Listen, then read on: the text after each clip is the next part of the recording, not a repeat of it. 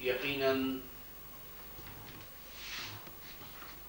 خدائی بزرگ و برتر نے دنیا میں جتنی چیزیں بنائی ہیں ان چیزوں کو اس ذاتی بابرکات نے درجات میں رکھ دیا ہے، اور ہر درجے میں خدا کی تسبیح ہوتی ہے، ہر چیز اس کی حمد کی تسبیح پڑھتی ہے، ہر چیز کی ایک صلاۃ ہے، ہر چیز کا ایک سجدہ ہے، ہر چیز پر خدا کا فرمان درج ہے، اور یہ فرمان چیزوں کی تخلیق کی صورت میں ہے، یا کہنا چاہیے کہ فطرت کی شکل میں ہے، فطرت سے مراد پیدائش ہے، یا کہنا چاہیے کہ صناعی میں ہے، کاریگری میں ہے، کہ خداوند عالم علیم و حکیم ہے اور وہ خالق اکبر ہے، اس کے حکم کے تحت، اس کے منشا کے تحت چیزیں پیدا کی گئی ہیں، اور ہر چیز کی سرشت میں، ہر چیز کی فطرت میں اور اس کی کیفیت میں ایک مخصوص فرمان درج ہے۔ اور جہاں انسان اشرف المخلوق کہلاتا ہے، اس کا صحیح معنوں میں اطلاق مومن پر ہوتا ہے، کیونکہ صحیح معنوں میں انسان وہی ہے، اور جن انسانوں کو قرآن نے مرتبہ آدمیت سے گرا کر سطحی حیوان پر گرا دیا ہے، وہ انسان اگرچہ شکلاً انسان لگتے ہیں، لیکن قرآن کے اس فیصلے کے مطابق وہ انسان نہیں رہے، اور یہ عقل و معرفت کی وجہ سے ہے۔ اور آپ دیکھتے ہیں کہ عقل و خرد ہی ہے جس کی بنا پر انسان صحیح معنوں میں انسان کہلاتا ہے، اور اگر آدمیت کی بات کریں تو اس میں یہ آدم کی نسبت کا ذکر ہے، آدم سے آدمی اور پھر آدمیت۔ تو اس آدمیت میں حضرت آدم علیہ السلام کی تعریف ہے، کیونکہ آدمیت کا جو لفظ ہے یہ آدم سے نکلا ہے، جیسا کہ ابھی میں نے کہا کہ آدم سے آدمی اور پھر اس کے بعد آدمیت تیسرے مرحلے میں۔ تو اس آدمیت میں یہ اشارہ ہے کہ ایسے میں اور صفات میں آدم کی سی صفات ہونی چاہیے، اور اس میں اشارہ علم کے پہلو کی طرف ہے، کیونکہ حضرت آدم علیہ السلام کی تعریف علم کے عنوان سے ہے کہ خداوند عالم نے ان کو علم الاسماء کے عنوان سے حقائقی اشیاء کا علم سکھا دیا تھا۔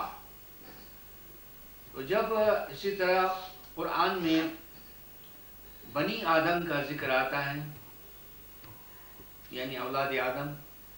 اس میں اشارہ علم کی طرف ہے، عقل کی طرف ہے، اور جن لوگوں میں عقل و خرد نہ ہو تو وہ قرآن کے اس فیصلے کے مطابق درجہ آدمیت سے نیچے سطحی حیوان پر گر جاتے ہیں۔ جب اس بیان کے مطابق یہ معلوم ہوا کہ انسان کی انسانیت عقل و دانش سے ثابت ہو جاتی ہے، تو پھر آدمی کے لیے اور انسان کے لیے جتنی تعریفات ہیں وہ سب مومن میں جمع ہو جاتی ہیں۔ جب اوصاف انسانیت مومن میں جمع ہو جاتے ہیں تو پھر انسان پر جو کچھ فرض ہونا چاہیے وہ فرض بھی مومن کی طرف آتا ہے. بس تقاضا یہ ہے کہ مومن یقیناً خدمت کرے اور کسی بھی نعمت کا شکر یا شکر گزاری عملاً یعنی خدمت کی صورت میں ہو سکتی ہے. جیسا کہ اب کی علمی گفتگو میں یہ کہا گیا کہ حقوق اللہ ہیں اور حقوق العباد ہیں، اور یہ بھی کہا گیا کہ یہ دونوں حقوق آپس میں مل جاتے ہیں اور ایک حقوق کی ادائیگی سے دوسرے حقوق کی ادائیگی میں مدد ملتی ہے، تقویت ملتی ہے. اور یہ بھی کہا گیا کہ دنیا والے خدا کا کنبہ ہیں، تو خدا کے کنبے کے لیے کیا کرنا چاہیے؟ ایک تو خیرخواہی ہے خدا کے کنبے کے لیے، کیونکہ خیرخواہی ایک ایسی قلبی فعل ہے، یعنی دل کا فعل ہے جو سب کو پہنچ سکتا ہے. اور اس خیرخواہی کے ساتھ ساتھ جس حد تک بھی ہو اور جہاں تک ممکن ہو سکے انسانیت کی خدمت ضروری ہے. اور انسانیت کی خدمت ہر شخص اپنی رسائی کے مطابق اپنی استطاعت کے مطابق کر سکتا ہے، لیکن خیرخواہی اس سے زیادہ وسیع دائرے تک جا سکتی ہے. یعنی خیرخواہی جو ہے اور سب انسانوں کے لیے بلائی چاہنا یہ خیرخواہی ہے، اور یہ قلبی فعل ہے، دل کا کام ہے. تو دل کا کام جو ہے بہت ہی وسیع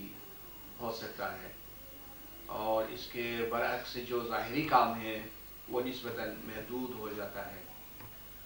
تو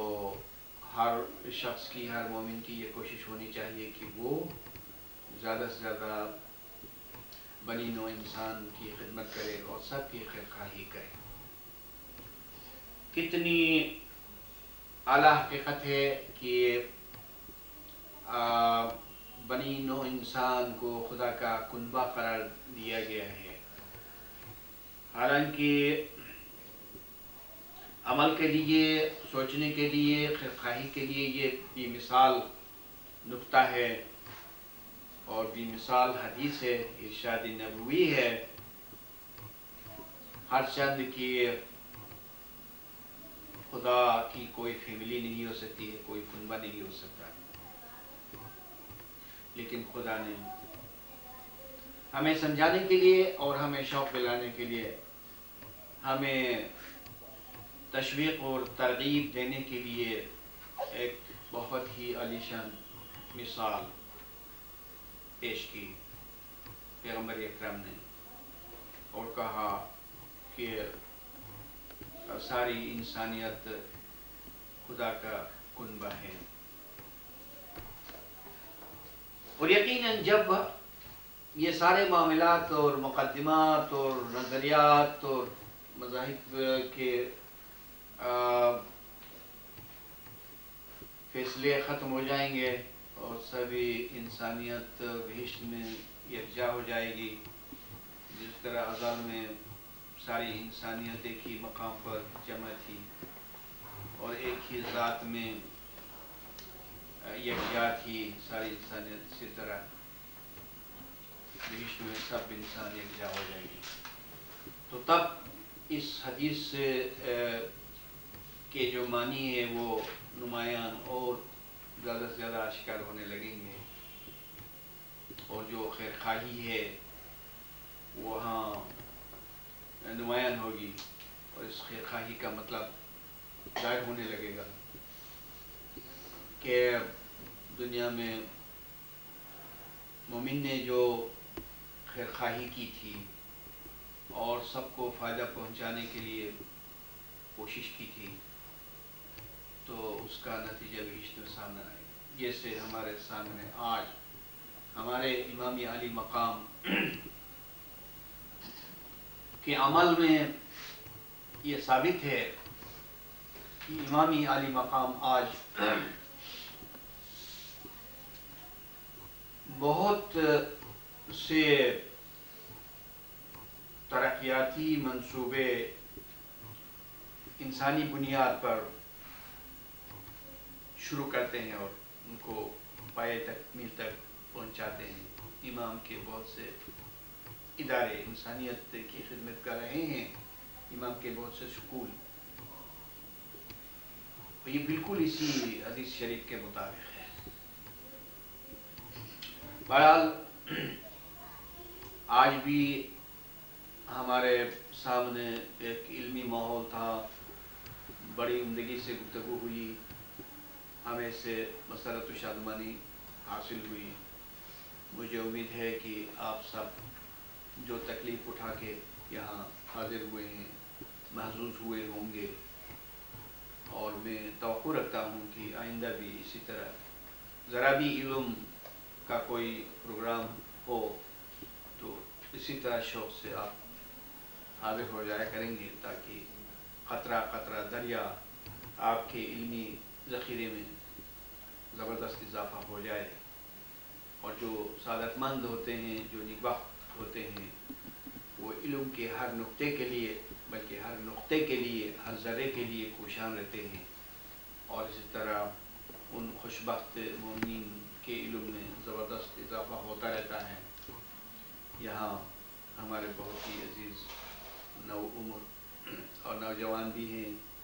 اور خواتین حضرات، ہمارے عزیزان، اس بابرکت گھر کے افراد سب جو بھی ہیں بڑے خوش نصیب ہیں کہ ہمیشہ علم کے ماحول میں رہتے ہیں. جس طرح مچھلی کا سکون، راحت اور آرام پانی میں ہے، اسی طرح مومن کا سکون، آرام اور راحت علم میں ہے. علم کوئی ختم ہونے والی بات نہیں ہے. علم ایک کائنات ہے، اس کائنات کے اندر علم کی بے شمار چیزیں اور نعمتیں رکھی ہوئی ہیں، اور ہر نعمت دوسری نعمت سے مختلف ہے. لذت میں، خوشی میں، کیفیت میں. تو جس طرح زمین خاک کا نام ہے، مٹی، اس سے جتنی نعمتیں پیدا ہو جاتی ہیں سبھی زمین ہی سے پیدا ہونے کے باوجود ان نعمتوں میں گنا گنی ہے اور قسمہ قسمی ہے. بے شمار اولا تعداد نعمتیں ہیں جو ایک دوسرے سے ملتی نہیں ہیں، کہ اس سے گناگونی کی وجہ سے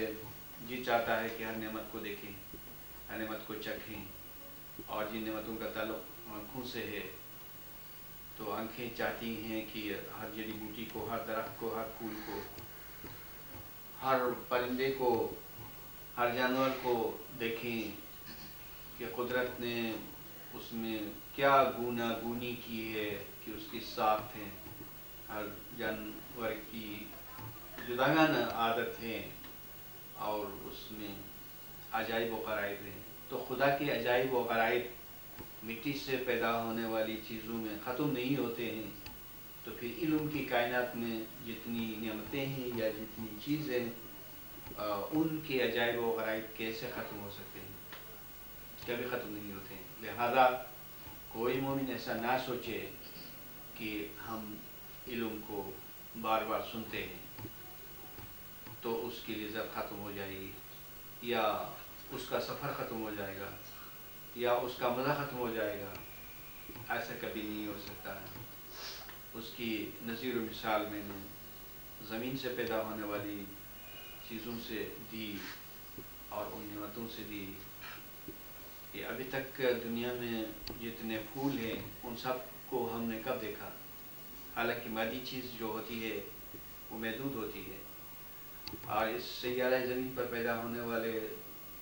جانوروں کو ہم نے کب دیکھا؟ اور ان کی کوئی محدودیت نہیں ہے، اور صرف پانی کے اندر جو جانور ہوتے ہیں ان کی تعداد کو آپ سائنس سے پوچھیں تو سائنس آپ کو بتائے گی، وہ بے شمار ہے۔ اور پرندوں کو آپ دیکھیں وہ بے شمار ہیں، اور کیڑے مکوڑوں کو دیکھیں، اور صرف انسانوں کو دیکھیں۔ حالانکہ ایک لحاظ سے دیکھا جائے تو انسان کی شکل ایک جیسی ہوتی ہے مجموعی طور پر، لیکن اس گروپ کے اندر اور شکل انسانی کو ذرا دیکھیں کہ ایک انسان کی شکل دوسرے انسان کی شکل سے ملتی نہیں ہے، اور زندگی بھر آپ انسانوں کو دیکھتے رہیں اور ہر بار آپ تعجب کرتے رہیں اچھائی اور برائی میں، اور برائی جو آپ یا ہم کہتے ہیں اس میں بھی بہت عجیب ہے، اس میں بھی عجائب بات ہے خدا کہ کسی بر اعظم کے انسانوں کو دیکھیں، کسی ملک کے انسانوں کو دیکھیں،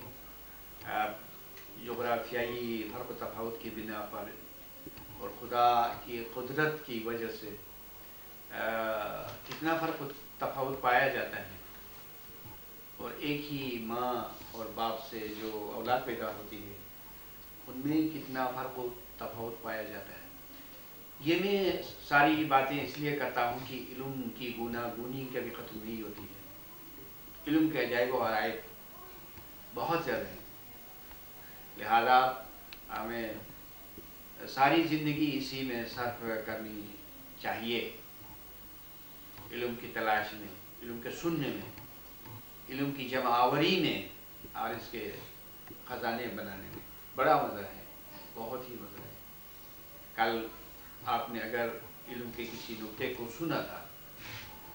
اور آپ اسی نکتے کو انہی لفظوں میں آج بھی سنتے ہیں، کیا پھر بھی اس کی لذت ختم ہو جائے گی؟ اس کی مثال یوں ہے کہ کل آپ نے